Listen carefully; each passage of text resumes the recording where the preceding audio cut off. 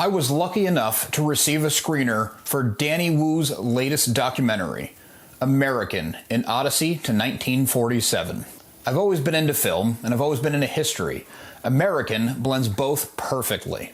The synopsis from the studio states that American follows the rise and fall of Orson Welles while interweaving stories of diverse individuals amidst the backdrop of the Great Depression, World War II, and the dropping of the atomic bomb. While the film does deliver on these topics and so much more, I just want to clear one thing up before we really dive in.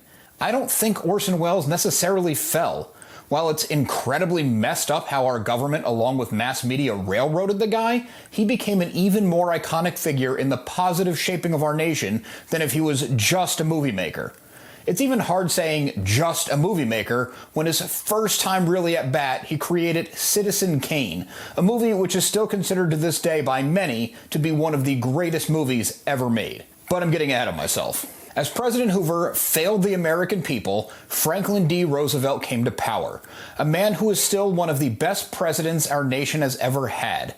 FDR didn't just care about the country and the people within. He seemed to understand what they needed.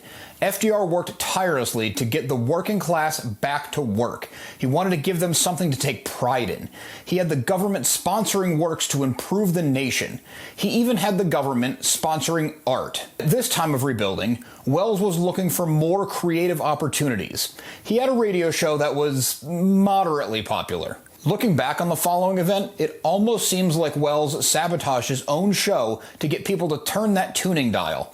At the same time one of his radio shows was airing, he was also airing the infamous H.G. Wells' War of the Worlds on another station. It was 1938, and apparently people would believe anything they heard on the radio. A lot of people thought the invasion was actually happening, and they were listening to news, not fiction. There was a fair amount of panic. When the dust settled, instead of being punished, Welles was hit with a barrage of offers from every Hollywood studio. He played hardball and negotiated a contract that gave him an unprecedented and never-before-seen amount of control over the projects he wanted to make. By 1940, Adolf Hitler was a powerful leader.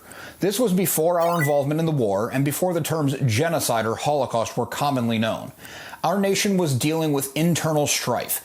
The economy was at record lows. Racism was on the rise, especially with the horrific Jim Crow laws. We didn't even know we were marching toward war.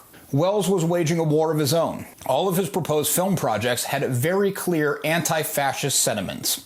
While that is awesome, the studios didn't see it that way. Many of the upper class of America actually thought Hitler was someone to be looked up to. This is real history, as much as it turns my stomach to say it. One person in particular took issue with Welles' anti-fascist stance, William Randolph Hearst. If you don't know, Hearst was a media mogul. He was insanely rich and basically controlled news.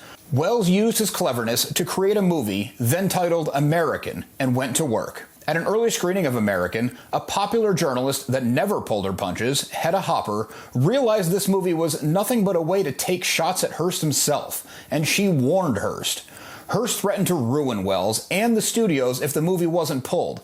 There were multi-million-dollar offers, and keep in mind the time period, to destroy the footage and bury the project. Welles made compelling arguments on the merits of freedom of speech, creative expression, and pointed out that if they let Hearst and the news media silence them on this one, when would it stop? Pretty insane how this 80-year-old feud feels like it's been ripped from today's headlines. The studio actually did the right thing. They had Welles' back. The movie in question, I'm sure you've guessed by now, was later retitled Citizen Kane. Hearst's influence made the movie a financial flop at the time, but most audiences and critics loved it. There's a reason why this movie is considered one of the best of all time. Now, I don't know if I can go that far. Liking a movie is very subjective, but I do encourage everyone watching this to go and watch or rewatch Citizen Kane. It is brilliant and feels very timely. But wait until this video is over, for my retention on YouTube and all that. As American progresses, we step away from Welles' story a bit and focus on stories from other walks of life at the time. We spend time with a Japanese American and an African American who even fought for our nation's freedom before a heinous and unjust act changed the course of his life. These stories are lesser known without the big Hollywood-sized name of Welles, but they are just as compelling and help complete the picture of this time in America's history. Seeing history through the distinct vantage points and lives depicted in American and Odyssey to 1947 was fascinating. The documentary itself is very well made. Historical footage is blended with this cool animation style and new footage seamlessly. Talking head interviews with relevant family members, experts, and historians are peppered throughout. 1940 feels like forever ago, but the amount of video and audio available is astounding. I have mixed feelings walking away from American. Not in the execution of the material. That's outstanding. But in what it said to me. I'm of two minds. I feel like we've come so far. I feel like we think better, we're better educated, we're going through a recession, but it isn't as bad as the Great Depression. We have no more Jim Crow laws, no more segregation. But at the same time, it feels like we're a divided people. The government is still swaying mass media. We can't trust mass news media. There's censorship and silencing of differing opinions.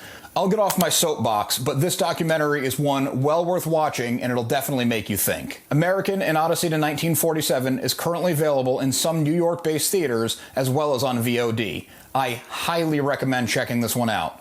Also, rewatch Citizen Kane. It's fantastic.